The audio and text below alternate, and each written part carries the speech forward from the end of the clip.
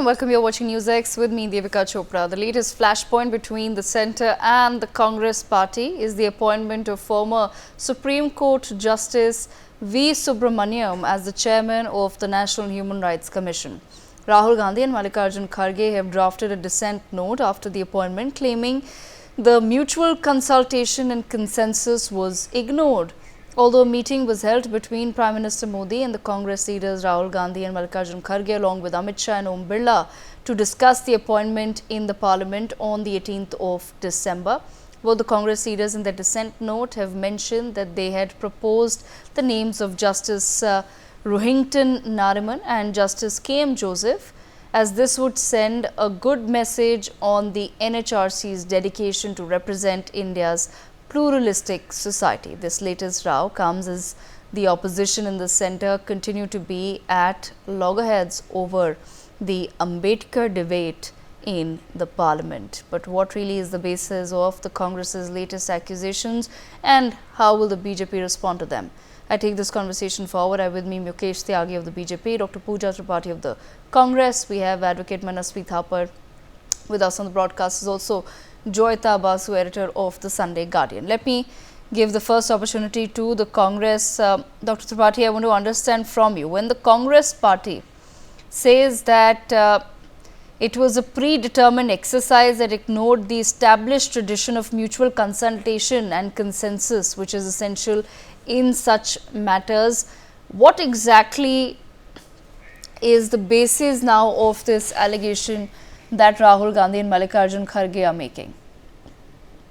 Devika, Rahul Gandhi and Kharge ji not only proposed the name of Justice Rohington Fali Nariman and Justice Kutel Joseph.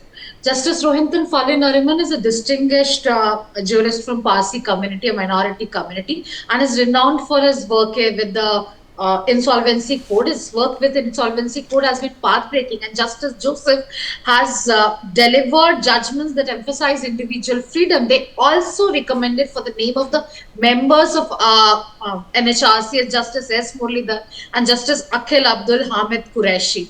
You know, praising their exemplary track record in upholding the human rights, and that was the whole point. They wanted this whole NHRC to look like an inclusive body. It represents the diversity that India is so very proud of. I want to quote in 2022 NHRC study. NHRC themselves did a study on the human rights violation at grassroots. It's for titled, and it's an 84-page study. Anybody can access it. Its conclusion draws that India has seen a surge of cases which are violation of basic human rights. Victims of such violence are mostly people in periphery, such as tribal communities, poor, Dalits, religious and sexual minorities, children and women. And then you go on to make a very, very non-inclusive NHRC body, and also they did not even include it, they not even took consideration of the 4 names that were proposed, and they don't come from a Congress background or something like that. They have been jurists, they have been judges who have done exemplary works in upholding human right, individual human rights, or the rights for minorities. And that's when we recommended to government, our esteemed leaders recommended to government that the diversity should be respected. And what they came with was Justice Subramaniam, Justice Sarangi and Priyanka Kanugo. Nobody wants to tell, nobody, it's a no secret that Priyanka Kanugo is a product of RSS, is a former BJP youth wing member who resigned from 2015 to join NCPCR, and his whole tenure at NCPCR has been marred by controversies. You look at his Twitter timeline, it talks about religious conversation. He often filed a case against Bharat Jodo Yatra for using children as tools in political propaganda. And then, he actively quotes and replies the tweets on love, jihad and things like that. These are the members that we recommended. And it has been just a premeditated, exercise where they just decided that they'll go with somebody as incapable as Priyanka Kanugo, whose tenure at Dr. Tripathi, is the opposition against the appointment of Priyanka Kanugo, or is it the overall decision that has been taken? Just giving you one example, we wanted the NHRC to look as Indian society is as diverse, because one of the functioning of NHRC, one of the the objectives of NHRC is to prevent violations against human rights. That's for against the minorities, and that's why it's not just about preventing the minorities individual freedom rights. It's about having the adequate representation and adequate inclusivity in the body, which is which is starts with the highest order of upholding human rights.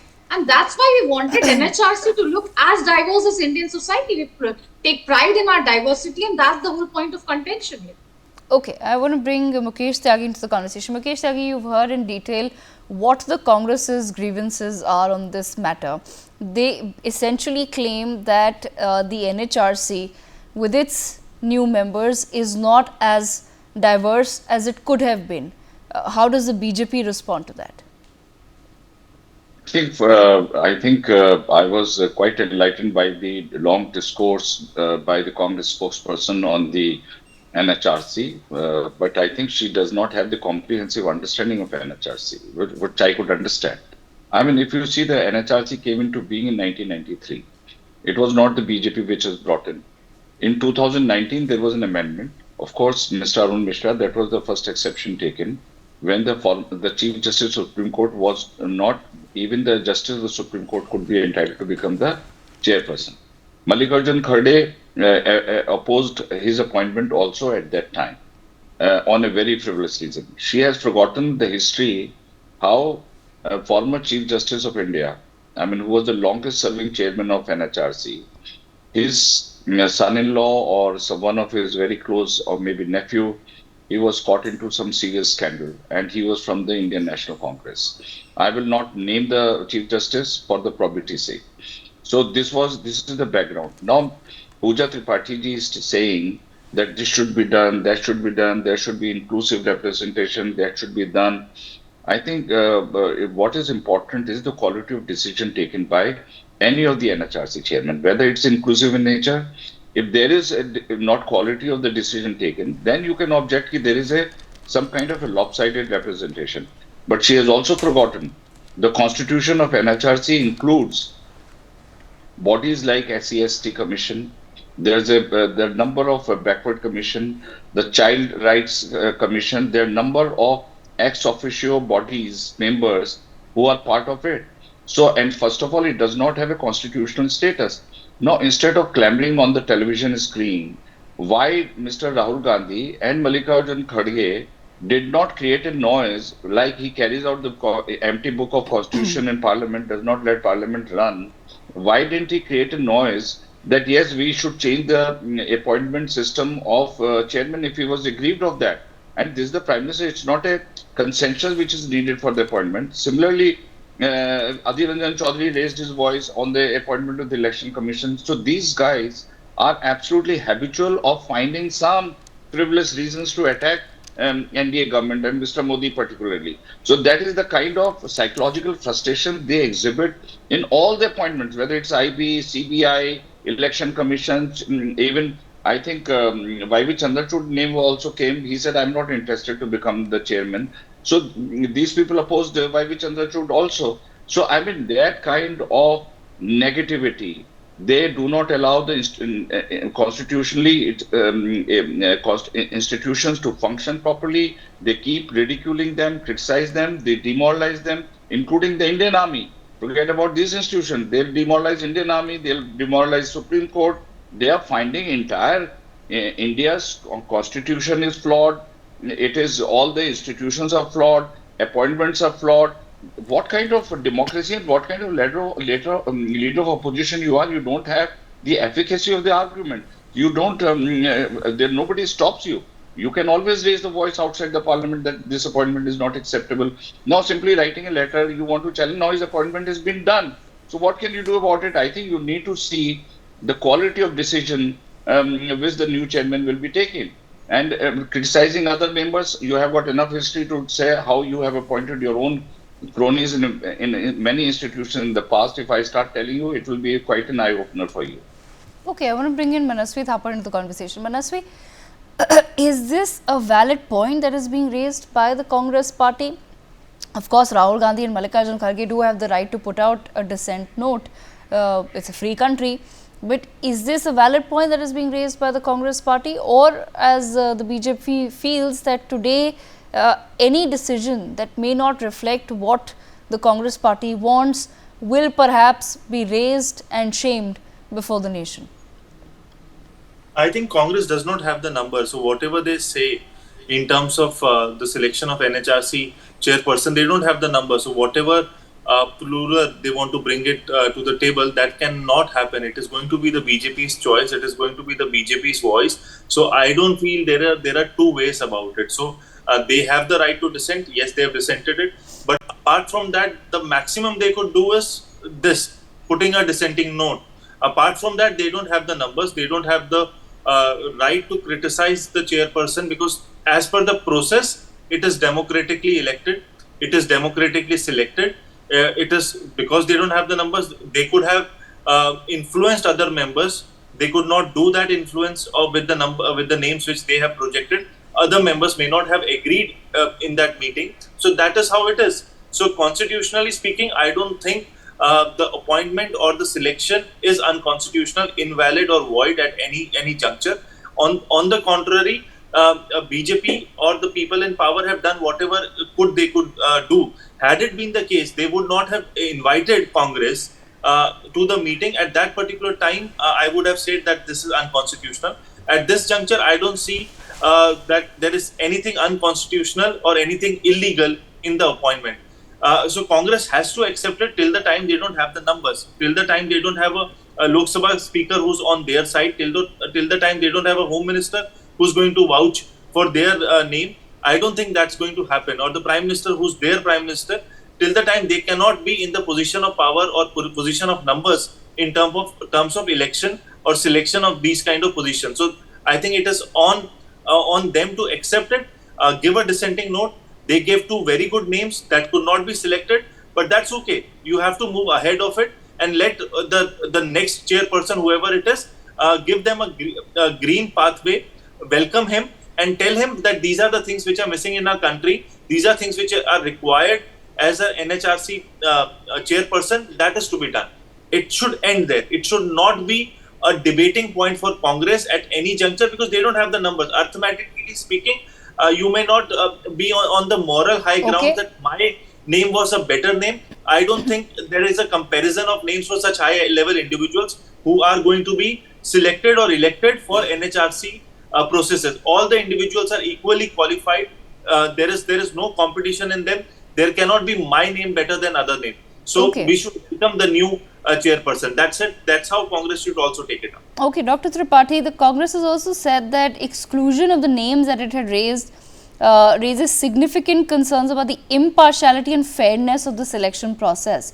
Does that also then not somewhere raise questions on Justice Ramasubramanian or Justice Vidyut Ranjan Sarangi, who have also been appointed to the NHRC? Devika, let me make it clear one thing. At no point did we say that it's an unconstitutional, it's an illegal. We are not in numbers. So everything would be about numbers in this country. Everything would be about numbers. There's no point on cohesion. There's no point on coordination. And as far as not inviting them, the leader of opposition and the leader of opposition and Rajya Sabha are the ex officio members of the committee that selects the NHRC chairman and its members, and they have to be there when these meetings for the chair. So that's also null and void, that they would not have been invited. So what we are seeing is not about casting aspersions on Justice Subramaniam or on the members. It's about casting aspersion on the whole process. We as a privileged member, we as a honorary member of the committee that selects the NHRC members and chairman, we gave them 4 names which represents the pluralistic society that we take pride in, and that's where we say that this whole process is impartial. You didn't even went on to pick one name. That's the whole point of dissent. We know we don't have numbers, and that's why we wrote a letter of dissent, and we are discussing that only. Nowhere we said it's an unconstitutional, illegal. We said that we have recommended 4 esteemed jurists to have worked individually in the field of human rights, upholding human rights, exemplary works in upholding human rights, and I think they should have been considered. And it's not a matter of a BJP appointment or a Congress appointment. I think it's a national appointment, and every name, every member, every appointment should have been, name should have been come through a discussion, cohesion, or coordination, and that's what we are seeing. It should be something that everybody applies to. Nobody is saying that we'll not accept him as an NHRC. He's an NHRC chairman. He's in statutory body. He's chairman, and he's a respected chairman for each one of us. But we are casting aspersions on the process. You don't take consideration of the 4 jurists or the yes, members. Yes, but Dr. Tripathi, who's to say that? On what basis is Congress saying that these names were not considered? The selection committee is to say that the Prime Minister presides over the selection committee. Yes, I'm trying to understand why is Congress saying that their names were not considered? What is the basis of that allegation? They know that the whole process is impartial. That's the whole thing. I'm trying to make a point here. That's when they are saying that the whole process is impartial, the names were not considered, and this does not represent the inclusivity of society that we were aiming at. We wanted the government to aim at. And when we are celebrating the 70 years of Constitution, when we are having this huge discussion on Ambedkar's legacy, huge discussion on Ambedkar as an icon, then we need to assure these communities that they have an adequate representation in NHRC, and that's what the whole dissent note is about. Okay, Joyita Basu, bring you into the conversation. Joyita, I want to understand from you. You've heard at length what the Congress parties had to say. The idea of diversity lacking within the NHRC, is that something really that the Congress party should have raised as an issue?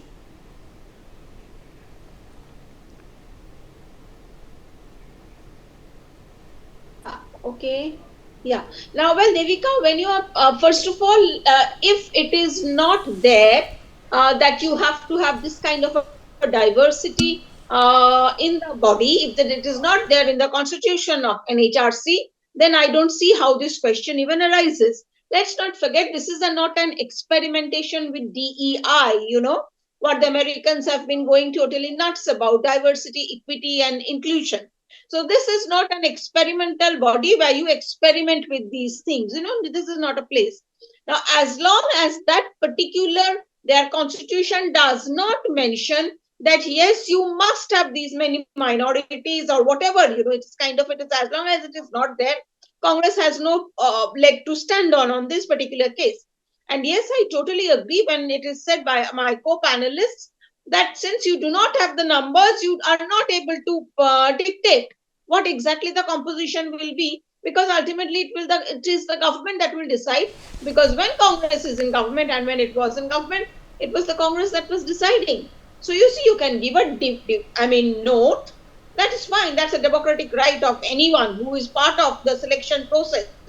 You can give a note, but beyond that, you cannot go on talking about, because the reasons that they are giving, it comes across as very, very, what shall I say, it is not serious enough. Okay, the thing is, you want to experiment with something, you experiment somewhere else. But we all know what basically their problem is, that they are trying to turn this thing into a political body. Okay, we want our people over there. That is what exactly the message they are trying to send out. Now, the thing is at the same time, they are basically casting aspersions on whoever, this judge who has been made the chairman of the NHRC. So yes, this is all political, best avoided. They should not have done it. And again, I'm going to say, this is not a platform where you are going to implement DEI. Let the Americans do it. We know what they have done to their country with DEI. Okay, Mukesh Tyagi. Talk about merit and not DEI. Okay, Dr. Tripathi, respond to that, and then I'll bring in Mukesh Tyagi as well. Basu say that Justice Rohinton Fali Nariman, Justice Kutel Joseph, Justice Qureshi, and Justice S. Muralidhar. They had this long distinguished careers as Supreme Court advocates. They ruled over, as a judges, they ruled over some of the very prominent cases of constitutional importance. So they don't bring merit to the table, and they're Congress people. I think that just dilutes the gravity of the argument that we are trying to make. They are not Congress people. They have long distinguished career. But Dr. Tripathi, what Joyita Basu is saying, that if you had to put out a dissent note, it should have been about their long history and their careers and contribution to the country, and not about the fact that Rohinton Nariman is a Parsi and then another justice is Muslim, another one is Christian. That's what she's saying, that don't make it about which community they belong to, when ultimately it's boiling down to everyone's merit. And we are looking at representation, saying that, we are looking at merit. You cannot deny that these people have this long distinguished career as jurists, and they are member of a Parsi community. They are member of a Catholic community, and that's what we were looking for. And when you say our dissent would have been on person, I think that's a totally uncalled for statement. Our dissent is on the process, and that's the only dissent. If we can read the dissent note carefully, our dissent is on the process and the impartiality of it, and not on the appointments per se. But here, when you're just saying that these are Congress people, they are not Congress people. They come with a huge, long and distinguished career as jurists, and they have done some exemplary work in their capacity as both as lawyers and then as judges of various high courts. They have led, and that's where their experience comes from, and that's what we recommended them when we recommended. Okay. Joyita, do you want to respond to the Congress? These are the.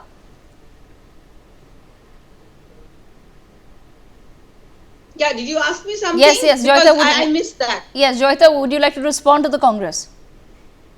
Yeah, the thing is, you see, it's simple. I made a very simple point. This composition of NHRC is not about diversity and inclusion. It is not.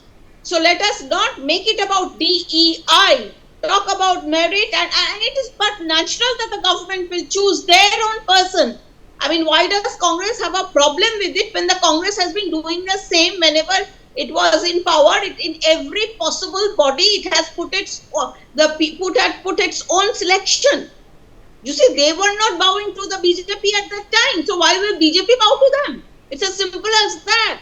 Okay. It's simple. Okay. Manasvi wants to make a point as well. Said it's about numbers. Do you have the numbers or you don't have the numbers? When you don't have the numbers, you accept whatever the government chooses, or whoever the government chooses.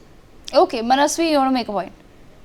I think, as Dr. Tripathi said, that the procedure was not followed. I think the procedure was completely followed. They were invited. Their dissenting note is in public. They gave names. People who had the larger numbers, they also gave their names. And finally, the people with larger numbers got selected. And Justice Ramasubramanian is going to be the next chairperson, and also I don't want to discredit what he has done, how distinguished he has been. The Congress names are distinguished and BJP names are not distinguished. This part of conversation is also very wrong. This part of debate is also very wrong. All the justices, whoever names were selected or were discussed, were all distinguished. So this is a wrong narrative when we say that my names were the only distinguished ones and whatever was selected are not distinguished ones. So this you have dissented. I think it should end there. Apart from that, if you want to, as Ms. Basu said, that this is not DEI, you don't have to include everyone. You don't have to have a policy of discrimination against that. That's why they are marginalized. We have to bring them. We should have a Parsi chairperson or we should have a Christian chairperson. No, it's about people who have the numbers. It's about people who they are comfortable with. They'll get it, and I don't think that it's at all wrong. All the political parties, whoever have been in power, most of the time Congress has been in power. They have selected their people. This is the kind of selection it has happened. It's not about that. It's about the numbers. So the numbers are with the BJP, and BJP did what they wanted to do it. Yes, the people selected by Congress or nominated by Congress are also very distinguished. But it's a hard luck. It's not the hard luck. It's pure logic that they don't have the numbers and their numbers are not being selected. They Okay. may further for president and vice president election also, Congress gave very good names, but they are not going to be selected. They are not going to be elected because they don't have the numbers with them. So until Congress have the number, their people are not going to be selected in any constitutional or non-constitutional position. So that has to be the reality for Congress, and there is no need to criticize any person who occupies a chair. Yes, there could be doubts. The people who may be selected would have a history with BJP, would have a history with RSS, but that is what BJP's preference is all about. So we have to see, once they become the chairpersons of such important position, how they function. They function as constitutional people or they function as BJP people. If they function as BJP people, then we have all the moral rights to criticize them. Okay, If all they right. function within the domain, I don't think there is any criticism. Okay. I want to give a last word to Mukesh Sagi. Mukesh Sagi, is there then somewhere also a worry for the BJP as to how they will explain the fact that 4 names were put out by the Congress and not a single one of them was selected or considered as per the allegations that have been made by the Congress party? Devika, thanks a lot for giving me the turn. You know, if you see the history of NHRC, it has come into being as a result of Paris Agreement and Declaration of Human Rights in Constitution. Now, more than 3 decades are over. I mean, Congress has been sitting idle and criticizing and crying over the spilt milk. Every time the appointment happens, they will come out with something or other criticizing the appointment by ND or BJP. So this is an established bias. They just want to say something. Let us assume if Justice Rohington is appointed as a chairman, wouldn't you like to, I mean, can not there be criticism that there is a propensity to the Parsi lineage which Gandhi family enjoys? So you know, this kind of criticism can go endlessly. First of all, you do not react to the situation when there is a constitution of the selection committee. You do not raise your voice on the inclusivity. You do not raise your voice at the time of appointment. You want to somehow paralyze the functioning of all these great institutions, and the NHRC is doing a great service for the country. Unlike your West Bengal Mamata Banerjee, if you remember the history, you know, she's part of your India alliance. That DGP was appointed as the chairperson of the state the Human Rights Commission, and he was involved, and he became the judge of his own matter. So that kind of people you have stood by. Now you are criticizing the appointment, and then again you are discriminating as Mr. Rohington and Mr. Ramasubramanian. I think he is less competent to hold this position. I mean, what are you saying? Fine, I have a lot of regard for Mr. Rohington. He's a great jurist, undoubtedly.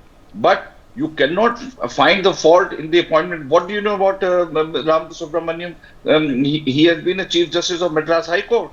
I mean, he has got a very strong credentials before he became the chairperson of chairman of NHRC. So I think stop criticizing. Don't make every possible argument, whichever happens with the NDA government. You don't have the numbers. You have not worked on the constitution of the selection committee. You have not raised your voice before it happens. You knew we have the number. You knew we can always prevail upon you. Now, after the appointment is over, you are trying to demoralize the current chairman. And that's Right. a very independent body. You need to provide some kind of support. On the contrary, that we welcome the decision. We would like to evaluate whether it's a discriminatory orders he's passing, which is against certain caste and prejudice. Otherwise, you should not create this noise. You should withdraw this dissent letter, or maybe you have printed some standard dissent letter every time some appointment happens. You just put the name and issue it and get some eyeballs for that. So please stop doing this nonsense. Okay, all right. I've run out of time, but I thank all of our panelists for joining us on the broadcast to take this conversation forward.